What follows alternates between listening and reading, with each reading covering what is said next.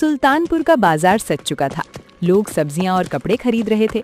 तभी फेंकूराम गधे की रस्सी हाथ में लेकर बाजार के बीचों बीच आया और जानबूझकर रस्सी छोड़ दी। अरे दौड़ो रे दौड़ो, अनर्थ हो गया, मेरा चमत्कारी गधा भाग गया, कोई पकड़ो उसे, मेरा सोना देने वाला गधा भाग गया। बाजार के लोग जमा हो जाते हैं और हंसने लगते हैं।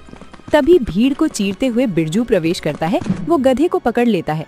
उसने रेशमी कपड़े पहने थे और अमीर व्यापारी का ढोंग कर रहा था। मूर्खों, हंस क्यों रहे हो? तुम सब अनपढ़ के अनपढ़ ही रहोगे। मैंने इस नायाब गधे के बारे में सुना है। ये ईरान के शाह के अस्तबल से चुराया गया चमत्कारी गधा है।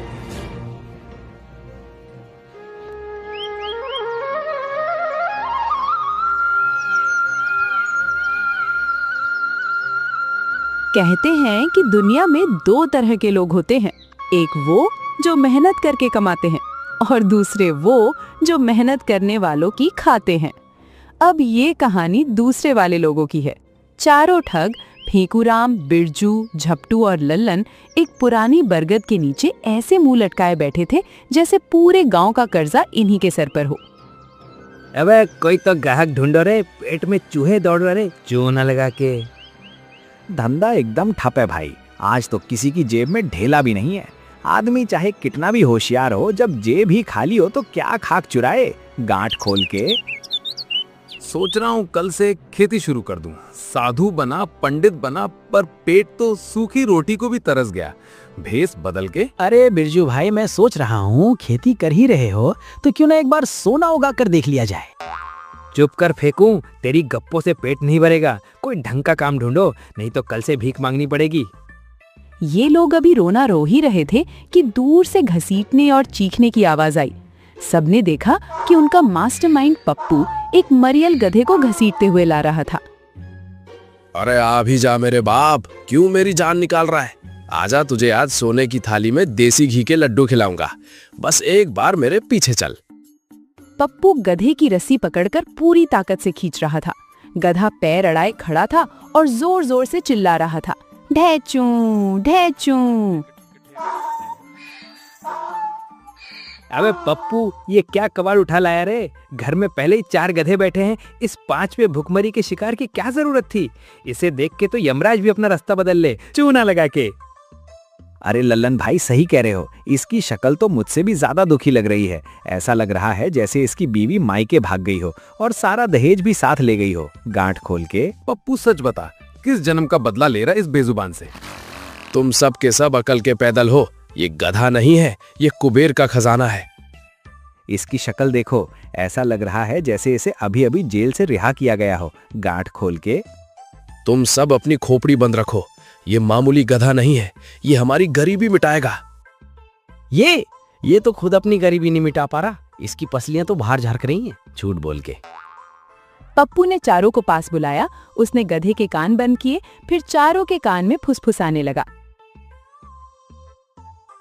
ओ तेरी तो, ये तो तगड़ी स्कीम है गांठ खोल के। लेकिन ये खाएगा कैसे? ये तो सीधा मुंह भी नहीं खोल रहा, चूना लगा के।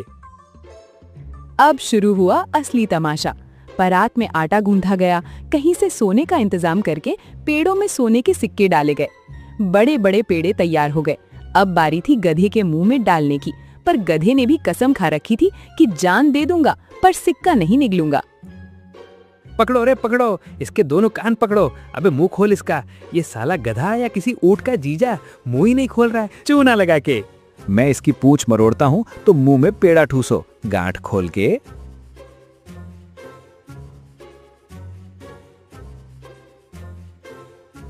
फेंकू, ठूस पेड़ा अंदर, जल्दी।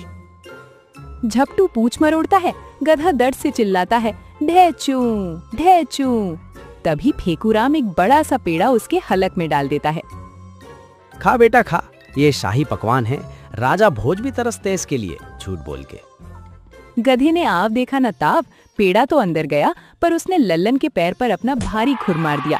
धड़ाक। हाँ दैया, मर गया रे, इसने तो मेरी टांग ही तोड़ दी। के हटो, मैं इसके सामने नाचता हूँ, ये खुश होकर मुंह खोलेगा। बिरजू अजीब सा नाच नाचने लगता है। गधा उसे देखकर और जोर से लात चलाता है। नाच मत बिरजू, इसके पेट को दबाओ। 2 पेड़े और बाकी है, कब्र खोद के। लो, ये आखिरी वाला भी गया अंदर। बाप रे बाप, गधा है या कोई दानव? आधा मन आटा और 10 सोने के सिक्के गधे के पेट में समा गए। गधा ऐसे हाँफ रहा था जैसे उसने कोई जंग जीती हो और हमारे चारों ठगों के कपड़े फटने को हो रहे थे।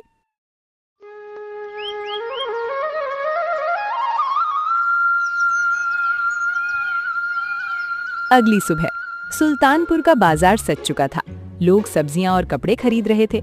तभी फेंकू राम गधे की रस्सी हाथ में लेकर बाजार के बीचों बीच आया और जानबूझकर रस्सी छोड़ दी। अरे दौड़ो रे दौड़ो, अनर्थ हो गया, मेरा चमत्कारी गधा भाग गया, कोई पकड़ो उसे, मेरा सोना देने वाला गधा भाग गया। अरे भाई सुबह सुबह कौन सा नशा करके आया है रे? ये मरियल गधा सोना देगा? ये तो ढंग से गोबर भी ना कर पाए। हाँ भाई, अगर ये सोना दे पाए तो मेरी भैंस कल से चांदी की सिक्के देगी।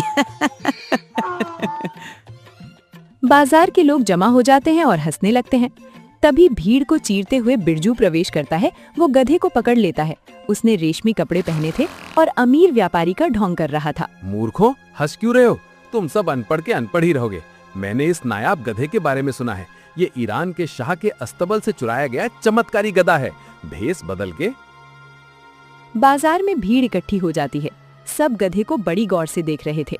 कोई शक कर रहा था तो कोई तारीफें। अरे भाइयों, क्यों इस पागल के मुंह लग रहे हो? भला गधा भी कभी सोना हत्ता है? इसका मुंह तो देखो, शक्ल से ही चोर लग रहा है ये तो। तभी गधे के पेट में खलबली मची। कल रात का खाया हुआ आटा और सोने के सिक्के अपना रंग दिखाने वाले थे।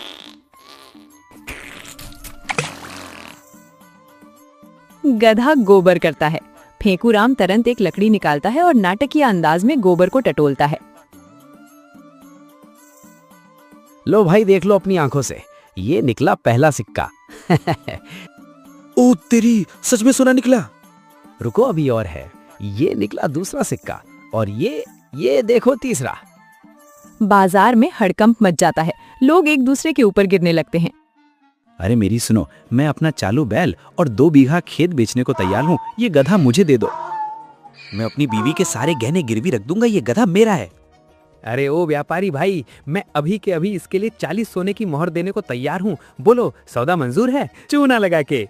40 क्या बे, हट पीछे। मैं इस चमत्कारी गधे के लिए 80 सोने की मोहर दूंगा। इसकी आंखों का नूर बता रहा है कि ये मामूली गधा नहीं है। गांठ खोल के। इसी भीड़ में खड़ा था शहर का सबसे बड़ा, सबसे कंजूस और सबसे लालची साहूकार सेठ करोड़ीमल। उसकी तोंद इतनी बड़ी थी कि उस पर 3 लोग ताश खेल लें। सेठ के दिमाग की बत्ती जली। सेठ ने सोचा कि अगर इसे भरपेट खिलाऊं तो 2 दिन में 100-200 सिक्के आराम से निकल लूंगा। ये मरियल गधा घास खाकर 3 सिक्के दे रहा है, तो अगर मैं इसे हलवा पूरी भरपेट खिलाऊं तो साला 2 दिन में 100-200 सिक्के आराम निकाल लूंगा। राजा से बड़ा महल होगा मेरा। सेठ आगे आता है और चिल्लाता है, हटो सब कंगालों, इस गधे की असली कीमत मैं लगाऊंगा। व्यापारी भाई, बोल कितने पैसे चाहिए? ना सेठ जी ना, मैं नहीं बेचूंगा। ये मेरा वफादार है, मैं इसे नहीं बेचूंगा झूठ बोल के। मैं 120 मोहर देता हूँ, चूना लगा के। मैं 180 मोहर दूंगा, अभी इसी वक्त। गांठ खोल के। नहीं नहीं, मैं इसके 200 सिक्के दूंगा। ये मेरा हुआ, कब्र खोद के। अरे ऐसे कैसे 200? मैं इसके 250 सिक्के दूंगा अभी के अभी, चूना लगा के। तुम सबकी ऐसी की तैसी, मैं पूरे 300 सोने की मोहर दूंगा। व्यापारी भाई, मना किया तो यहीं जमीन में गाड़ दूंगा। हाय रे मेरी फुटी किस्मत। सेठ जी के रसूख के आगे मेरी क्या बिसात। ले जाओ सेठ जी, मेरी आंखों का तारा ले जाओ, पर याद रखना इसे रोज सुबह देसी घी का पेड़ा खिलाना, तभी लक्ष्मी बरसेगी झूठ बोल के। सौदा पक्का हुआ। 300 सोने की मोहरों की भारी थैली लेकर चारों ठग 9-2-11 हो गए। उधर सेठ करोड़ीमल गधे को गाजे बाजे के साथ अपने घर ले गया।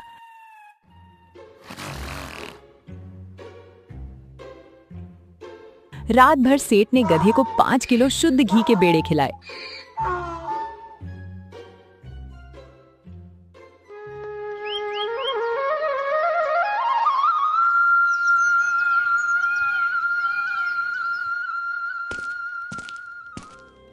सुबह हुई। सेठ पूरी बही खाता डायरी लेकर गधे के पीछे बैठ गया।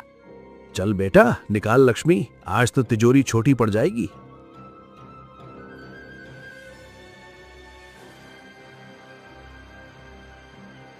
दोपहर हो गई। सेठ गधे के पीछे हाथ में कटोरा लेकर खड़ा था। गधे ने पूंछ उठाई। जोर की आवाज हुई। भड़भड़ाक, और सेठ के कटोरे में सिर्फ और सिर्फ शुद्ध बदबूदार गोबर गिरा, कोई सिक्का नहीं। अरे सिक्का कहाँ है? शायद अंदर फंसा होगा।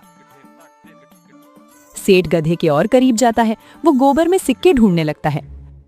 गधा चिढ़कर अपनी दोनों पिछली लातें सेठ के मुंह पर मारता है। धड़ाक, सेठ के 2 दांत टूट जाते हैं और वो सीधे गोबर के ढेर में जा गिरता है। अरे रामू, इसको और खिलाओ, शायद सिक्के इसके पेट में ही अटक गए, जल्दी करो। उधर बरगद के पुरास में 5 ठग 300 सोने की मोहरें चबूतरे पर रखकर नाच रहे थे। भाई सेठ तो अब तक गोबर साफ कर रहा होगा चूना लगा के। अब समझ आया कि पप्पू भाई कल रात हमसे पेड़े क्यों खिसवा रहे थे। असली खेल तो पेट के अंदर था, गांठ खोल के। शाम के 5 बजे सेठ करोड़ीमल बही खाता और पीतल का कटोरा लिए गधे के पीछे बैठा बैठा थक चुका था। लक्ष्मी तो नहीं बरसी, पर गधे की लात से सेठ के 2 दांत जरूर शहीद हो गए। तभी मुनीम भागते हुए अंदर आया। मुनीम, कहाँ मर गया था? देख, इस मनहूस ने मेरी क्या हालत कर दी। रात भर में 5 किलो शुद्ध घी के पेड़े हजम कर गया, पर कटोरे में सिर्फ बदबूदार गोबर दिया। एक सिक्का नहीं निकला, उल्टा मेरी बत्ती सी ढीली कर दी। सेठ जी, कटोरे में सिक्का कहां से निकलेगा? मुझे तो लगता है उन व्यापारियों ने गधे पर कोई जादू टोना या तगड़ी स्कीम लगाई होगी, जो सिर्फ उन्हीं के सामने काम करती है। अबे चुप कर, काहे की स्कीम? मैंने अपनी इन सगी आंखों से देखा था। गधे ने पूंछ उठाई और 3 असली सोने के सिक्के टपके। वो मामूली गधा नहीं था। अरे सेठ जी, थोड़ा खोपड़ी का इस्तेमाल करो। गधा है, कोई बैंक का एटीएम नहीं जो सोना उगलेगा। थोड़ा समझने वाली बात है। क्या पता उन्होंने गधे के पेट में जबरदस्ती सिक्के ठूसे हों, गधा सिक्का पचा नहीं पाया और सुबह प्रेशर बनते ही गोबर के साथ सिक्के बाहर आ गए। मुझे तो लगता है वो व्यापारी नहीं, बहुत बड़े ठग थे। आपको चूना लगाकर 9-2-11 हो गए। ये सुनकर सेठ करोड़ीमल सन्न रह जाता है। उसे बात पूरी तरह समझ आ जाती है। कमरे में सन्नाटा छा जाता है। मुनीम को लगता है सेठ को दिल का दौरा पड़ेगा, पर अचानक सेठ के सूजे मुंह पर एक कुटिल मुस्कान आ जाती है। वाह भाई वाह, मान गए उस्तादों को। इस करोड़ीमल ने पूरी जिंदगी लोगों की खाल उतारी है। मैंने तो मरे हुए आदमी की जेब से भी ब्याज वसूल किया है, बड़े बड़े राजा महाराजाओं को चूना लगाया, पर आज पहली बार इस करोड़ीमल को टक्कर के ठग मिले हैं। क्या दिमाग लगाया सालों ने, गधी के पेट को ही तिजोरी बना दिया। सेठ जी, आपका दिमाग तो ठीक है। आपके 300 सोने के सिक्के डूब गए, दांत टूट गए और आप यहाँ उन ठगों की तारीफ में डूबे हैं। हुक्म दीजिए, हम अभी उन चालबाज ठगों की चमड़ी उधेड़वा दूंगे। वो जो भी हैं, ठग है, और ठगों की एक ही कमजोरी होती है, पैसा और नया शिकार। क्यों ना उनसे ठगी करने से पहले उनसे अपना काम निकलवाया जाए। मतलब? जा मुनीम, अपने गुप्तचरों को लगा। पूरे इलाके में उन्हें सजा का डर नहीं, बल्कि हाथ मिलाने और नए धंधे का लालच देकर मेरे पास ला। उनके दिमाग से मैं भोलाराम को लूटूंगा और अंत में भोलाराम का माल भी मेरा होगा, और इन ठगों को भी ऐसा तगड़ा चूना लगाऊंगा कि इनकी 7 पुश्तें ठगी भूल जाएंगी, सांप भी मर जाए और लाठी भी न टूटे। अरे वाह सेठ जी, क्या नहले पर दहला है। मैं अभी निकलता हूँ। सेठ ने अपने आदमियों को भेज दिया उन 5 ठगों का पता लगाने, लेकिन वो नहीं जानता था कि 5 ठग एक से बढ़कर एक महाठग निकलेंगे। उधर चारों ठग जंगल के पुराने खंडहर में बैठे अपनी कमाई उड़ा रहे थे। लड्डू, जलेबी, कचौड़ी सब चल रहा था। भाई अब अगली ठगी सोचो, ये पैसा ज्यादा दिन नहीं टिकेगा, चूना लगा के। सही कहा, पैसा वही अच्छा जो दूसरे की जेब में हो, गांठ खोल के। मेरे पास एक आइडिया है, झूठ बोल के। तेरी आइडिया सुनकर हमेशा किसी न किसी की शामत आती है। भेस बदल के। सुनो, अगले गांव में एक सेठ रहता है।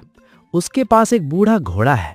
घोड़ा इतना बूढ़ा है कि चलते समय खुद सोचता होगा कि चलूं या यहीं मर जाऊं। फिर हम उसे उड़ने वाला घोड़ा बेचेंगे। तीनों कुछ सेकंड तक उसे घूरते रहे। उड़ने वाला? हाँ। घोड़ा? हाँ। उड़ने वाला? हाँ। तू पागल हो गया है। पहले पूरी बात सुन, झूठ बोल के। तभी अचानक बाहर से घोड़े की टाप सुनाई दी। सब चुप हो गए। कोई खंडहर की तरफ आ रहा था। चारों ने झांक कर देखा। एक आदमी घोड़े से उतरा। अरे ये तो सेठ करोड़ीमल का मुनीम है। चारों के चेहरे से हंसी गायब हो गई। मुनीम ने इधर उधर देखा, फिर जोर से बोला, बाहर आ जाओ। अबे, हमें ढूंढ लिया। लगता है गधे ने सच उगल दिया, झूठ बोल के। मैंने पहले ही कहा था वो गधा भरोसे लायक नहीं था। गांठ खोल के। अरे देखते क्या हो, भागो। भागने की जरूरत नहीं है, घबराओ मत। सेठ करोड़ीमल ने तुम्हें बुलाया है। सेठ तुम्हें सजा देने नहीं बुला रहा, वो तुम्हारे हुनर से प्रसन्न हो गए हैं। वे तुमसे मिलकर एक बड़ी ठगी करना चाहते हैं। और अगर ना जाए तो भी बुलाया है। और अगर फिर भी ना जाए? तब सैनिक बुलाए जाएंगे। कुछ पल तक चारों एक दूसरे को देखते रहे, लेकिन उनके पास कोई चारा नहीं था। वो भी चाहते थे कि अपने से बड़े ठग के साथ काम करें।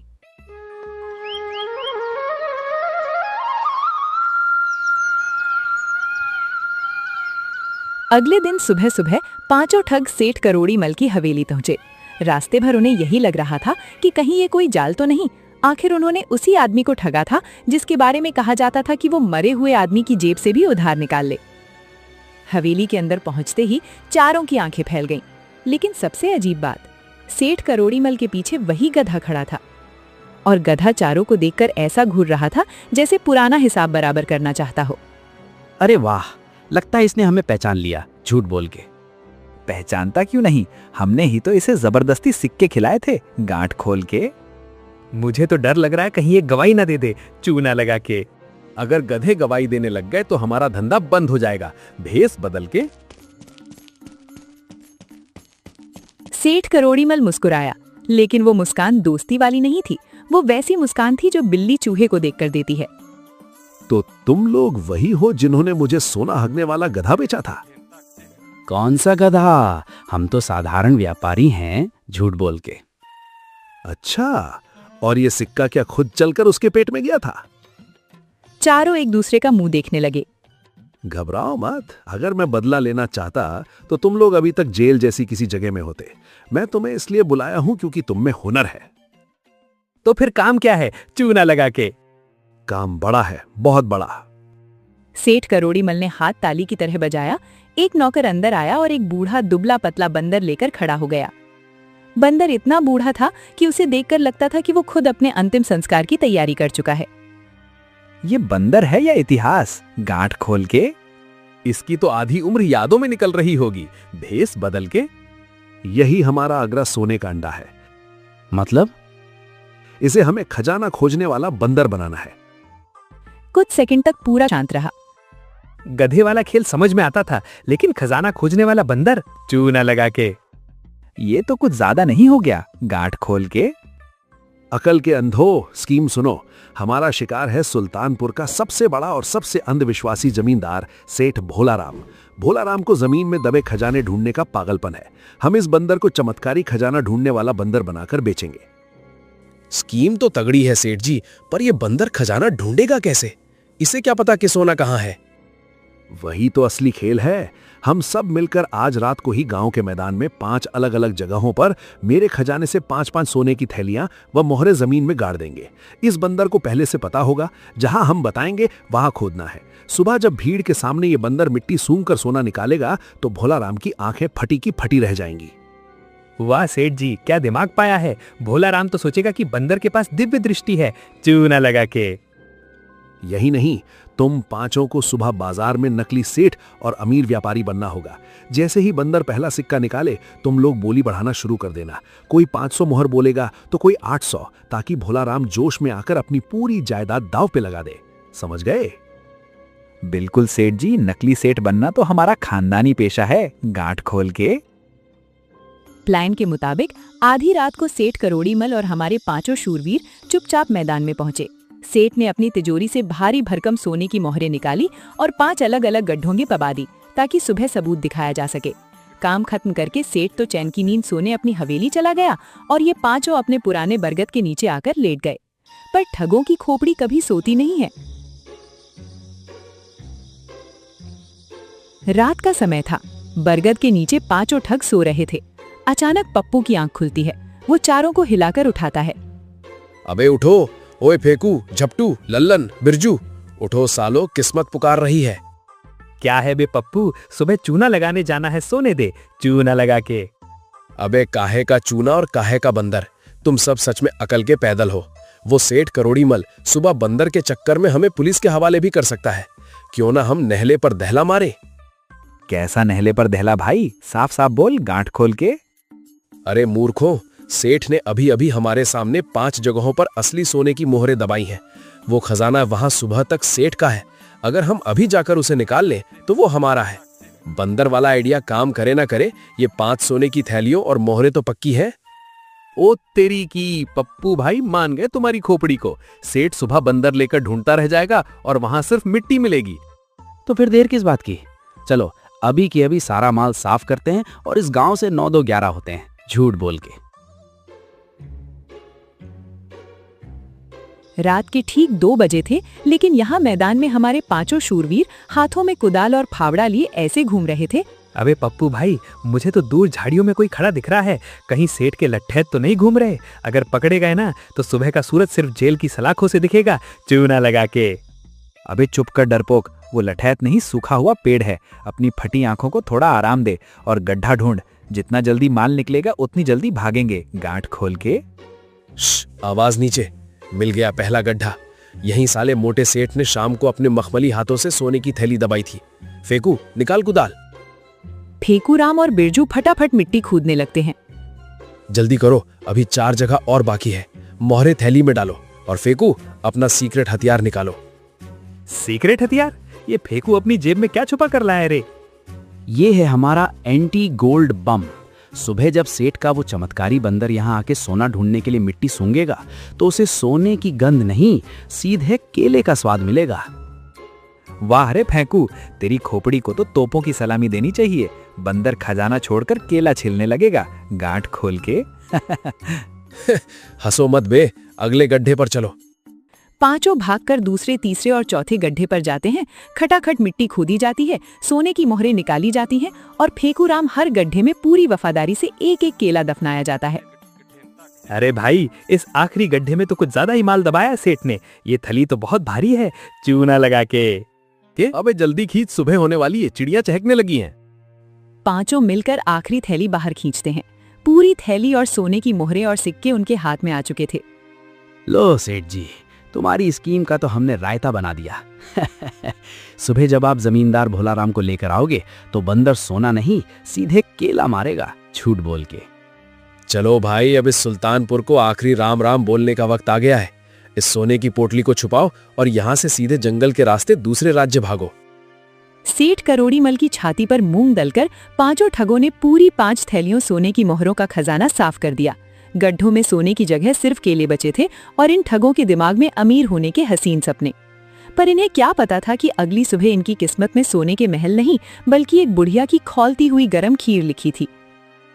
लो सेठ जी, सुबह तुम्हारा बंदर सोना नहीं, सीधे केला निकालेगा।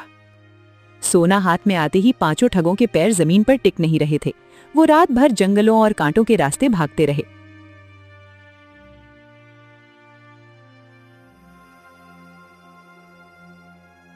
रात भर जंगलों और कांटों के रास्ते भागते भागते सुबह हो चुकी थी। 5 ठग 5 गांव पार कर चुके थे। हाथों में सेठ की सोने की भारी पोटली तो थी, पर पेट में भूख के मारे यमराज तांडव कर रहे थे। थकान ऐसी कि पैर आगे बढ़ने से साफ मना कर चुके थे। अबे पप्पू भाई, अब मुझसे एक कदम भी नहीं चला जाएगा। कहीं से खाना ढूंढो रे, चूना लगा के। सही कहा लल्लन, ये सोना बाद में खाएंगे, पहले सूखी रोटी तो मिले। ऐसा लग रहा है जैसे कलेजा मुंह को आ जाएगा। पास में कोई झोपड़ी ढूंढते हैं, गांठ खोल के। अरे सालो, होश में आओ। तुम लोग ठग हो या भूख के मारे पगलाए हुए भिखारी? पीछे मुड़कर देखो, सुल्तानपुर का वो दानव सेठ करोड़ीमल हमारे पीछे अपने लट्ठैत लेकर दौड़ रहा होगा। अगर यहाँ खाने के चक्कर में रुके तो वो सीधे हमारे मुंह का निवाला छीनेगा और हमारे दांत भी वैसे ही तोड़ेगा जैसे गधे ने उसके तोड़े थे।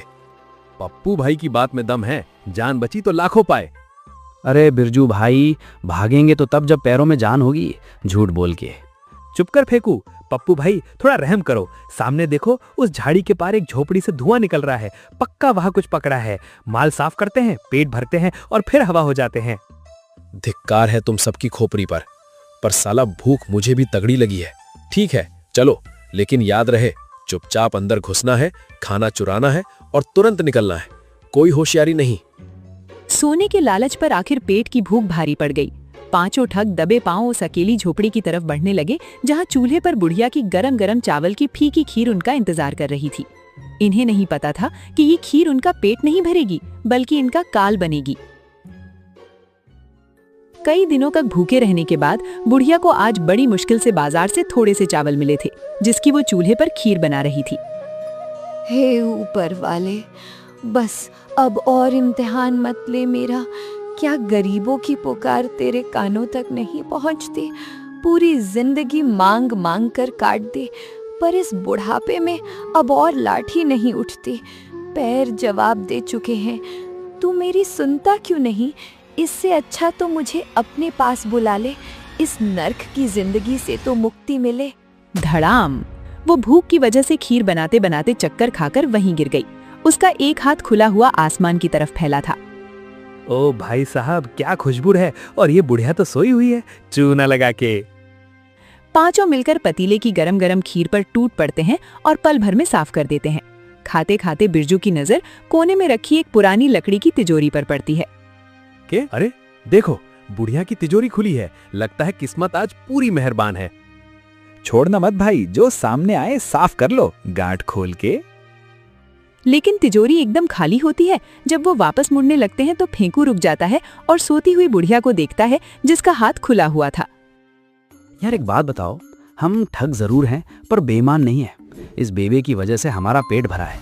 अब बेबे बेचारी सोई पड़ी है और सोते में भी उसका हाथ ऐसे फैला है जैसे वो खीर मांग रही हो। अगर हमने इसे खीर नहीं खिलाई तो हमारा ईमान मर जाएगा। अबे ओ दानी राजा, वो खौलती हुई गरम खीर से कैसे खिलाएगा चूना लगा के? कोई चक्कर नहीं है, कड़छी भरो और बेबे की खुली हथेली पर रख दो, सोते सोते ही चाट लेगी बेचारी। फेंकू खौलती हुई गरम खीर की करछी भरता है और बुढ़िया की हथेली पर छपाक से रख देता है। अरे दया रे, मर गई रे, जल गया। किसने आग रखती हाथ पे? चोर, भूत, बचाओ रे। भागने का रास्ता नहीं था, इसलिए जो जहां था वहीं दुबक कर बैठ गया। झपटू ऊपर बने एक ऊंचे झरोखे में चढ़कर बैठ गया। लल्लन फटे हुए पर्दे के पीछे छुप गया। पप्पू चारपाई के नीचे घुस गया, जिसके चारों तरफ चादर लटक रही थी। बिरजू और फेंकूराम कोने में रखी खाली अनाज की टंकियों के पीछे छिप गए। चीख सुनकर पड़ोस के लोग लाठियां लेकर झोपड़ी में घुस आते हैं। क्या हुआ बेबे, सुबह सुबह क्यों गला फाड़ रही हो? कोई डाकू आया है क्या? अरे भाई देखो, मैं तो आराम से सोई हुई थी, पता नहीं कौन आया और मेरी हथेली पर खौलती हुई गरम खीर रख गया। मेरा पूरा हाथ जल गया। अरे बेबी, तुम्हारा दिमाग सकिया गया है क्या? भला कोई चोर आकर तिजोरी लूटेगा या तुम्हें गरम खीर खिलाएगा? तुम्हारा खुद का हाथ सोते में पतीले में पड़ गया होगा। नहीं रे, मैं सच कह रही हूँ। तिजोरी देखो खाली पड़ी है और मेरी हथेली पर कोई खीर रख गया। अरे तो फिर कौन रख गया खीर हाथ पे? हे भगवान, ये तो ऊपर वाला ही जाने आखिर खीर कौन रख गया। ऊपर झरोखे में बैठा झपटू डर के मारे कांप उठता है। उसे लगता है कि बुढ़िया ने उसे देख लिया है और ऊपर वाले से मतलब उसी से है। अरे बेबे, अकेले ऊपर वाला ही क्यों जाने, फिर नीचे वाला भी जाने गांठ खोल के। ये सुनते ही चारपाई के नीचे छुपा पप्पू घबरा जाता है कि पप्पू ने उसका नाम ले लिया है। अबे नीचे वाला क्यों जाने, जो पर्दे के पीछे छुपा है वो जाने, कब्र खोद के। लल्लन जो पर्दे के पीछे था, उसकी सिट्टी पिट्टी गुम हो जाती है। सालो, मेरा नाम क्यों ले रहे हो? पर्दे वाला क्यों जाने, जो उस पार कोठी के पीछे छुपे हैं वो जाने, चूना लगा के। अरे भाई, हम क्यों जाने? खीर तो फेंकू ने रखी थी। जब पांचों बोलते हुए बाहर आए, तभी उन्हें समझ आया कि ये उन्होंने क्या कर दिया। फिर क्या था, पड़ोसियों को समझते देर नहीं लगी।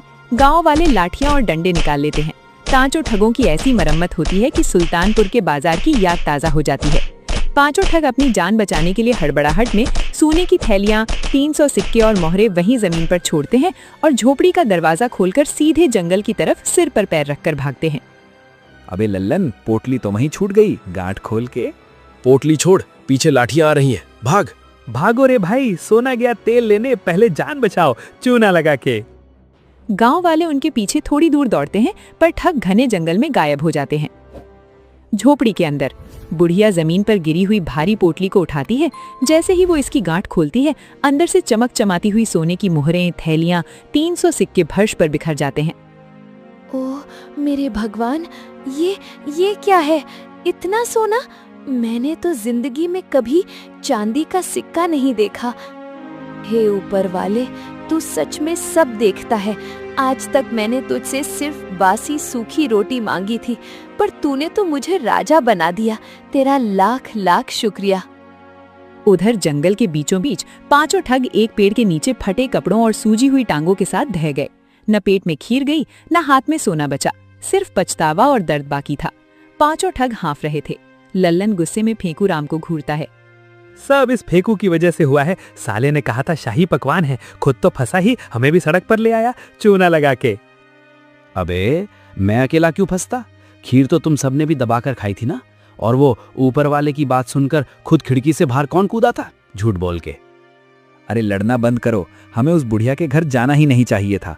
चुपचाप सीधे निकल जाते तो आज सोने के बिस्तर पर सो रहे होते। गांठ खोल के सब मिट्टी में मिल गया।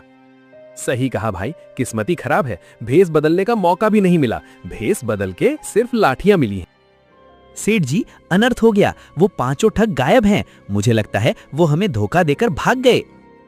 क्या भाग गए?